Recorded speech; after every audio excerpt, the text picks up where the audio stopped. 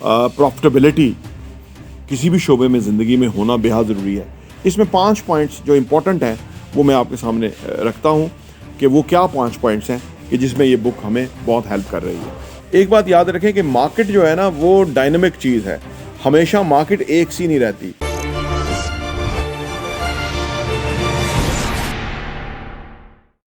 बिस्मिल्लाहिर्रहमानिर्रहीम, अस्सलाम वालेकुम रहमतुल्लाहि व बरकातहू। मेरा नाम अहमद अकील है, आप देख रहे हैं प्रॉपर्टी एनटीवी। प्रॉफिटेबिलिटी किसी भी शोबे में ज़िंदगी में होना बेहद ज़रूरी है। प्रॉफिटेबिलिटी होगी तो खुशी होगी, प्रॉफिटेबिलिटी होगी तो आपकी ज़िंदगी का मज़ा कुछ और होगा। प्रॉफिटेबिलिटी होगी तो आपकी ज़िंदगी जो है ना वो दूसरों से मुख्तलिफ होगी, शानदार होगी। एक बहुत ही ज़बरदस्त किताब है पाथ टू प्रॉफिटेबिलिटी। ये किताब प्रॉफिटेबिलिटी के हवाले से बहुत ही ज़बरदस्त गाइड करती है। इसमें 5 पॉइंट्स जो इम्पोर्टेंट हैं वो मैं आपके सामने रखता हूँ कि वो क्या 5 पॉइंट्स हैं कि जिसमें ये बुक हमें बहुत हेल्प कर रही है।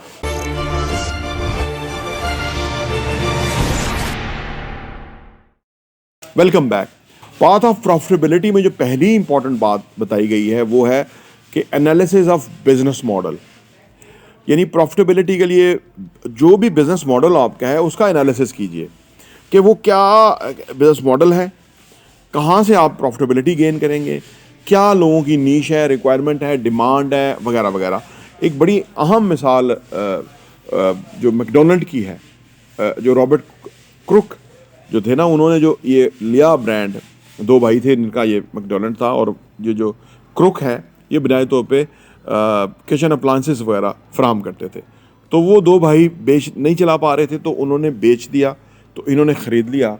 तो इन्होंने ना इस पूरी फिजिबिलिटी, बिजनेस फिजिबिलिटी, मैकडोनल्ड की बिजनेस फिजिबिलिटी के ऊपर पूरा काम किया और नया फ्रेंचाइज का मॉडल शुरू किया।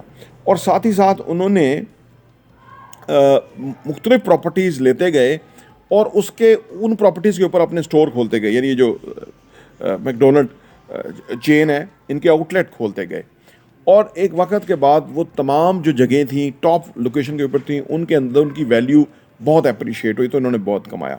तो ये कहा करते थे कि हमारा जो बिज़नेस मॉडल है जो है ना वो उसके ऊपर इन्होंने बड़ा काम किया। यानी वो 2 भाइयों ने जो मैकडोनल्ड शुरू किया था, इन्होंने जो उसके बिज़नेस मॉडल को देखा तो इन्होंने इस चीज़ का जायज़ा लिया कि भाई ये कोई ऐसा मॉडल नहीं है कि जो कोई बड़ी ख़ास वो हो, इसके अंदर आप कह लीजिए कोई ख़ास रॉकेट साइंस हो। उन्होंने कहा कि ये बर्गर देना है, हैमबर्गर देने हैं और वो स्पीडी डिलीवरी चाहिए और उसके लिए सिंपल जो है ना वो ट्रेनिंग वाले आम लड़के चाहिए जो कि इस सारे ऑपरेशन को हैंडल करेंगे, लेस तनख्वाह के ऊपर, कोई बड़ा हैवी महंगा शेफ़ नहीं चाहिए, वगैरह वगैरह। तो एक नॉर्मल जो है ना वो रेसिपी है, जो बर्गर हैमबर्गर देने हैं और वो स्पीडी लोगों को देने हैं, और ये इनका बिज़नेस जो है। तो इन्होंने बिज़नेस को बहुत ही सिंप्लीफाई करके इस मॉडल को बहुत सक्सेसफुल किया और फिर उन्होंने बहुत प्रॉफिटेबिलिटी कमाई।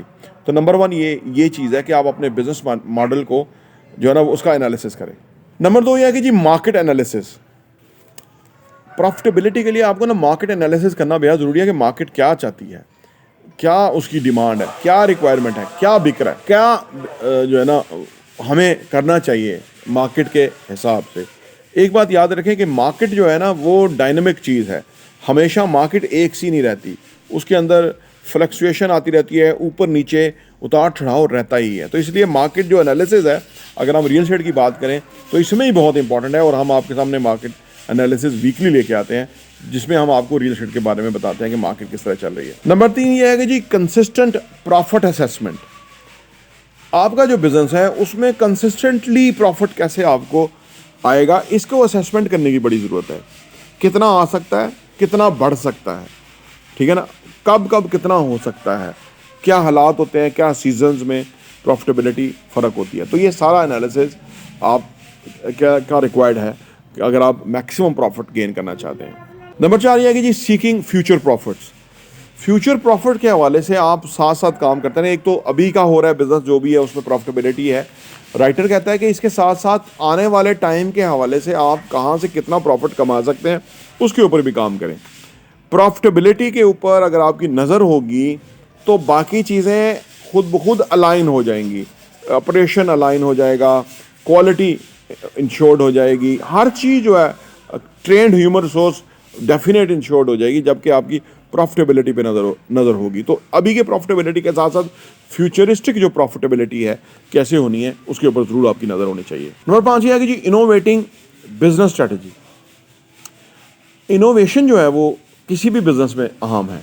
प्रॉफिटेबिलिटी इनोवेशन के बगैर नहीं है। आपने देखा जितने भी फूड ब्रांड हैं, जितने भी अदर ब्रांड्स हैं, वो कोई ना कोई नए इनोवेशन करते रहते हैं। गाड़ियों इनोवेशन करती रहती हैं, थोड़ी बहुत मोरलेस तब्दीली के बाद नया ब्रांड है, नया ईयर का जो है ना वो गाड़ी आ गई है मार्केट के अंदर। तो ये सारा इनोवेशन की गेम है। प्रॉफिटेबिलिटी सिर्फ वहीं होगी जहाँ इनोवेशन होगी। इनोवेशन को जो चीज़ों को चेंज करना है, नित नया करना है, रिप्रेजेंट करना है, ठीक है ना, ये बेहद ज़रूरी है प्रॉफिटेबिलिटी के लिए। तो ये 5 पॉइंट जो पाथ टू प्रॉफिटेबिलिटी के अंदर बड़ी ज़बरदस्त तरीके से बताए गए हैं किताब में, कि कैसे हम अपने प्रॉफिटेबिलिटी को बढ़ा सकते हैं और ज़िंदगी में बहुत फ़ायदा उठा सकते हैं। और किसी भी शोबे में, बिजनेस हो, लाइफ हो, कैरियर हो, रिलेशनशिप हो, हेल्थ हो, हर एक में प्रॉफिटेबिलिटी जो है वो बुनियादी फोकस होना चाहिए आपका ज़िंदगी में, सो दैट कि आप ज़िंदगी में बहुत आगे बढ़े। प्रॉपर्टी टीवी देखने का बहुत बहुत शुक्रिया।